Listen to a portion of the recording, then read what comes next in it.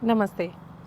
मैं आशा डॉट तेज कदम चैनल में आपका स्वागत करती हूँ। पिछले दिनों हमने गीता के प्रथम अध्याय अर्जुन विषाद योग को जाना। आज हम बात करने वाले हैं कि पहले अध्याय से हम आज की परिवेश में, आज की परिस्थितियों में क्या सीख सकते हैं। हम पहले अध्याय में हमने जाना कि दोनों सेनाएं युद्ध के लिए आमने सामने तैयार हैं, लड़ने के लिए युद्ध क्षेत्र का माहौल है और दोनों ही सेनाओं के प्रतिभागियों के बारे में हमने जाना, उनकी विशेषताओं के बारे में जाना, शंखनाद के बारे में चर्चा की।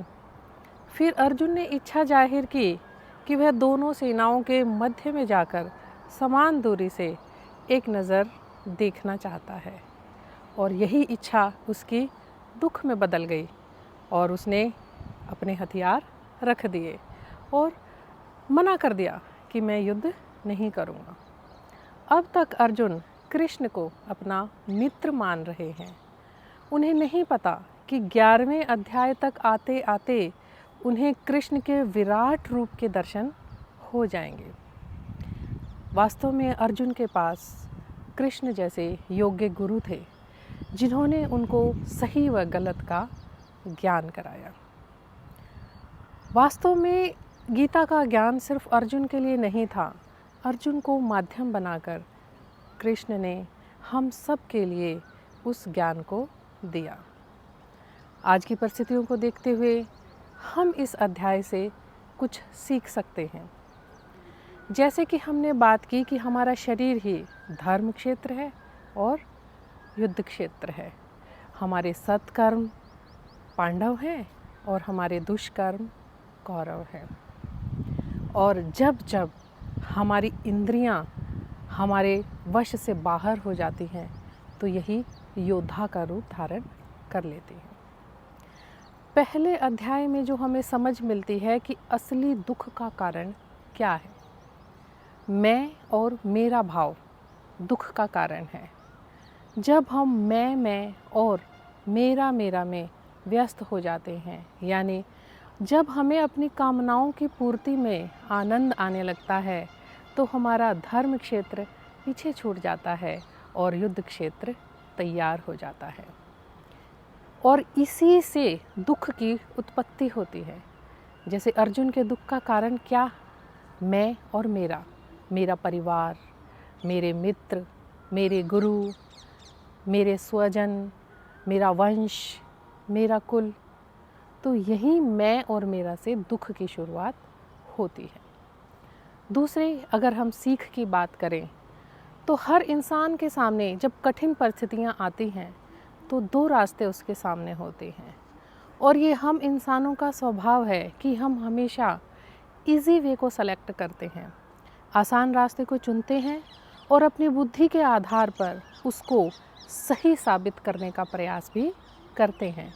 जैसे अर्जुन इस समय अपने युद्ध न करने के निर्णय को सही साबित करने के तर्क देकर सिद्ध कर रहा है। वास्तव में हम अपने कंफर्ट जोन से बाहर नहीं आना चाहते। हम इजी वे को चुनना चाहते हैं, हम परिश्रम से बचना चाहते हैं, हम नए तरीके से कार्य करने से उसके परिणाम से घबराते हैं। तो हमें यही सीख मिलती है कि हमें अपने कंफर्ट जोन को छोड़ देना चाहिए और डिफ़िकल्ट टास्क को एक्सेप्ट करना चाहिए, परिणाम की चिंता नहीं करनी चाहिए। तीसरी, अगर हम सीख की बात करें तो आसक्ति में डूबा हुआ इंसान हमेशा विषाद करता है, दुख करता है। आसक्ति यानी मोह। पारिवारिक मोह के कारण हम अपने जीवन के अहम फैसलों को ठीक से नहीं ले पाते, या दूसरे शब्दों में कहें कि हमारे जीवन के महत्वपूर्ण निर्णय पारिवारिक मोह व आसक्ति के कारण प्रभावित होते हैं।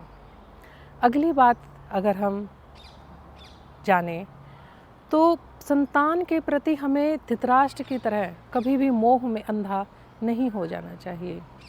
परिस्थितियों को देखते हुए कभी कभी हमें संतान के लिए कठिन फैसले भी लेने चाहिए जो उनके भविष्य को संवार सकते हैं। एक और सीख जो हमें मिलती है वो ये कि कोई भी रिश्ता एक तरफ़ा प्रयास से नहीं चलता है। जब तक किसी रिश्ते में दोनों ओर से प्रयास न किए जाएं, तो वो लंबे नहीं चलते हैं। इसलिए रिश्तों के चलाने के लिए एक तरफ़ा प्रयास ठीक नहीं है। इसी तरह हम इन परिस्थितियों को जानते हुए, इनसे सीख लेते हुए आगे बढ़ने वाले हैं।